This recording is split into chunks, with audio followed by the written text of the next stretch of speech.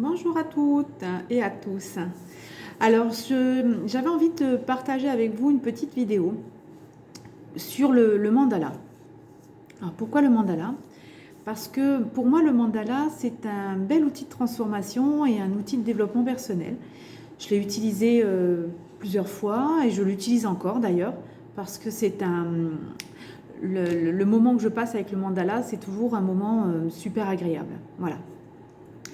Donc je voulais aussi vous partager quelques petites astuces pour réussir à faire votre mandala le mieux possible et vous indiquer également le matériel que vous pouvez utiliser si vous n'avez pas le matériel que vous pouvez acheter sur des sites. Hein, ça s'appelle, vous tapez kit mandala et vous allez avoir un kit qui est composé de cylindres comme ceci.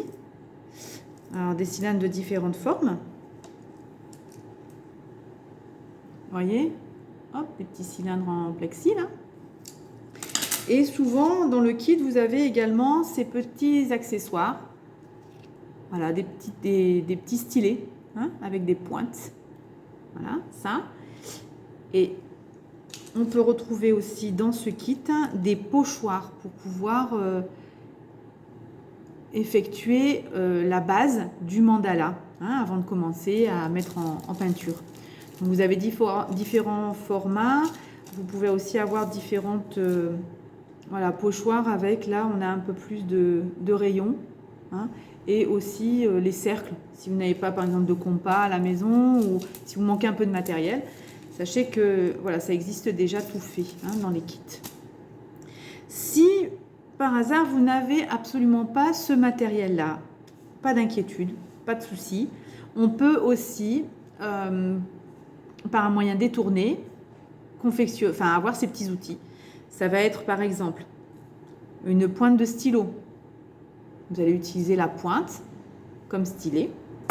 Ça va aussi, on va pouvoir le faire aussi avec des petits cure-dents pour avoir des petits points tout petits. Moi, je me sers aussi de crayons à papier. Sur certains crayons à papier, vous avez au bout une gomme. Donc, vous utilisez justement cette gomme, le crayon à papier, sans avoir utilisé la gomme, bien sûr, hein, pour que ça reste vraiment bien cylindrique. Hein, d'accord? Ou bien, ça peut être aussi des cotons-tiges. Alors, le coton-tige, pour que les petits cotons ne s'effilochent pas. Moi, ce que je fais, c'est que je mets de la colle. Si vous avez un tube de colle, les petits tubes de colle, vous mettez vraiment bien de la colle dessus, vous laissez sécher et du coup, ça va vous permettre aussi d'avoir un autre gabarit. Hein, vous voyez, là, je l'ai fait ce matin. Bon, normalement, ça devrait être bon. Donc, du coup, ça ne s'effilochera pas. Et puis, ça va vous permettre vraiment d'avoir aussi ces petits ronds. Voilà. Ah, j'ai oublié aussi, vous pouvez aussi utiliser des pics à brochettes. Pics à brochettes hein, en bois. Donc, du coup, vous avez la pointe là. Et de l'autre côté, vous allez avoir aussi un gabarit en plus. Voilà. Donc, ensuite, on a besoin de quoi? On a besoin aussi d'un compas, d'une règle. Voilà. Et bien évidemment, soit vous prenez un carton entoilé. Si vous n'avez pas de carton entoilé, eh bien, vous vous servez de... Moi, j'ai pris des petites feuilles un peu cartonnées que je me servais en scrapbooking. Et du coup, j'en ai un stock. Donc, du coup, je me sers de ça actuellement. Voilà.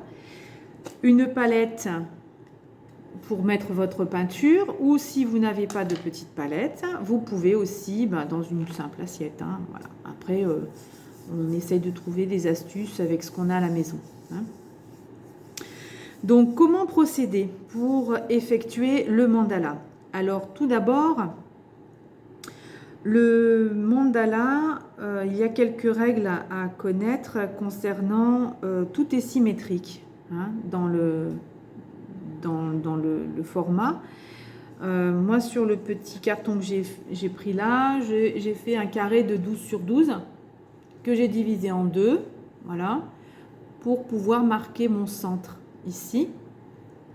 Et avec la pointe de mon compas, je vais tracer un immense cercle. Donc je vous l'ai représenté ici. Voilà. Et là, j'ai rajouté des rayons supplémentaires.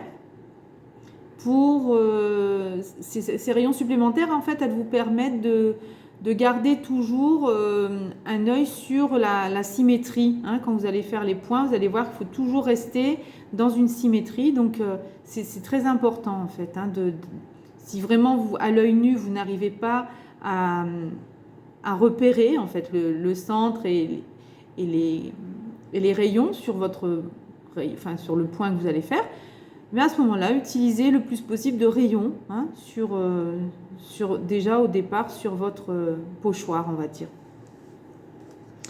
Ensuite, autre chose à connaître quand vous faites le mandala, c'est la grosseur des points.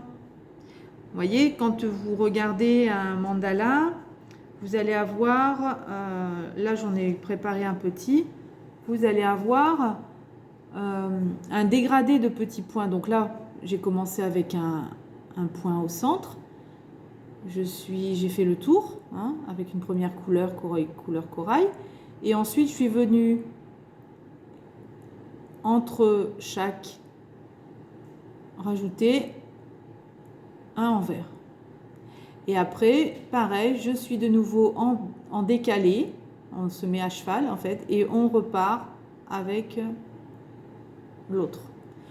On peut également aussi rester sur la même, suivre le même rond en fait si vous voulez. Hein. À ce moment-là, ça va vous donner quelque chose de plus, ça va vous donner un cercle, un simple cercle. Et là, en fait, avec les outils, j'ai effectué un dégradé de points. Donc, comment obtenir ce dégradé de points? Eh bien, c'est très très simple. Je vous montre tout de suite sur la petite feuille là.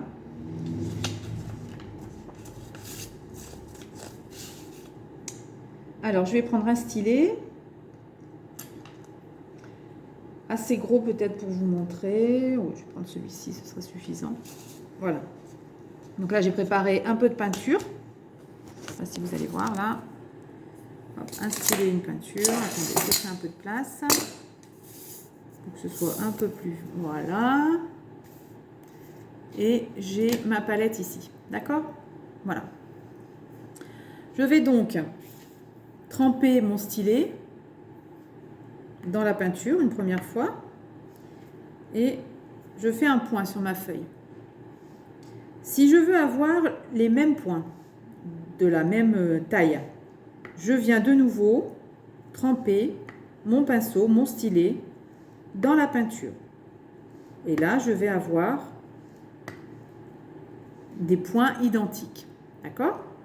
Si au contraire, je souhaite avoir un dégradé autour d'un rond, donc déjà, je vais vous faire un rond avec un autre cylindre. Voilà, hop. Voilà, j'ai un rond ici. Et je veux effectuer un dégradé. Alors déjà, ce qui est important, c'est toujours hein, dans votre tête, visualiser que vous allez donc du coup séparer ce petit cercle là en 4. Enfin, voyez? Ok? Pourquoi? Pour déjà au départ trouver le premier point qui va être fait en haut. Et lorsque je vais vouloir tourner autour de mon... Enfin, au moins jusqu'à la moitié, je vais venir effectuer d'autres petits points sans retremper dans ma peinture. Je repars du centre, hop, et je repositionne mes points. Toujours en comptant le nombre de points que j'effectue autour. Donc là, j'étais sur le premier. Je compte après 1, 2, 3, 4. Donc du coup, je vais faire la même chose de l'autre côté. Je pars du centre. 1, 2, 3, 4. D'accord? Ce qui va me permettre de toujours avoir voilà, ce petit dégradé. Et c'est ce qui va me permettre de confectionner mes petites fleurs en fait, hein, sur les mandalas. Voilà. Je pense que j'étais assez claire en explication. C'est vraiment les explications les plus basiques, hein. Après, vous jouez avec les couleurs. Donc, vous pouvez utiliser plusieurs couleurs, hein, sur votre mandala. Moi, je vous conseille de partir sur 3 couleurs, 4 grand maximum au départ, ou des dégradés. Vous pouvez utiliser, je sais pas moi, un rouge et puis partir avec un peu de blanc. Donc, du coup, vous allez avoir un dégradé. Amusez-vous, franchement, laissez-vous vraiment porter par le mandala, dans le choix des couleurs. Alors, ce qu'il faut savoir également, c'est que le mandala, quelle va être son importance de faire des mandalas, c'est que vous allez vous recentrer. En plus, c'est comme une boussole intérieure en fait. C'est vraiment un moment, vous allez apprécier ce moment, vous allez vraiment être dedans parce que de toute façon vous ne pouvez pas faire autrement, parce que si vous êtes déconcentré, le mandala en lui-même, où les points vont être complètement, tout va être plus ou moins désorganisé, donc vous allez même pouvoir voir comment vous vous sentez au moment où vous faites votre mandala. Si vous êtes vraiment bien centré dans votre axe, ou bien si justement vous êtes perturbé par l'entourage ou par les événements qui se passent actuellement à l'extérieur. Voilà, vous allez vraiment le découvrir de par vous-même. Alors, surtout, pas de jugement sur ce que vous faites, hein. Tout mandala, ils sont toujours très beaux et ça vous permet vraiment d'être... C'est votre boussole en fait, hein. Donc, le mandala signifie centre, hein. Je reste centré sur moi, je me centre. C'est un outil vous pouvez aussi, avant de commencer votre mandala, poser une intention sur le mandala. Et puis, vraiment, c'est un super outil. Moi, franchement, je me régale à chaque fois que je le fais. Alors, au départ, vous pouvez aussi utiliser les tutoriels que vous avez sur Internet, hein. Il y en a plein. Prenez un basique au départ, assez simple au départ. Et puis, après, ce que vous pouvez faire aussi, c'est partir d'une base, mais vous allez voir que de toute façon, très vite, vous allez dévier, parce que c'est tellement personnel que le mandala, même si vous prenez un modèle, c'est rare qu'on arrive à atteindre le modèle qu'on a pris, parce que voilà, à un moment donné, pouf, c'est vraiment nous, on parle à travers notre mandala. Voilà. Écoutez, je vous souhaite vraiment de vous régaler. Alors, ce que je vous propose également, c'est que comme le mandala, vous allez utiliser les couleurs, je peux également vous proposer d'interpréter les couleurs du moment que vous avez, ce qu'elles signifient pour vous, hein, au moment où vous avez effectué ce mandala. Donc, j'attends vos retours, hein. N'hésitez pas à m'envoyer vos mandalas, soit par message privé, ou bien je vais mettre la vidéo sur YouTube. Donc, enfin, c'est la première vidéo, hein, donc je ne sais absolument pas comment ça fonctionne. Je vais demander à mon fils de m'aiguiller un peu sur la mise en place sur le site. Mais voilà, sachez que j'avais vraiment envie de vous partager ce moment parce que on a besoin aujourd'hui de se centrer. Ça vous permet également de laisser parler votre créativité. Voilà, donc surtout pas de jugement, allez-y, osez. Les couleurs ont aussi une vibration, une énergie particulière, donc elles vont vous nourrir sur le moment. Donc allez-y, quoi, lâchez-vous, faites-vous plaisir.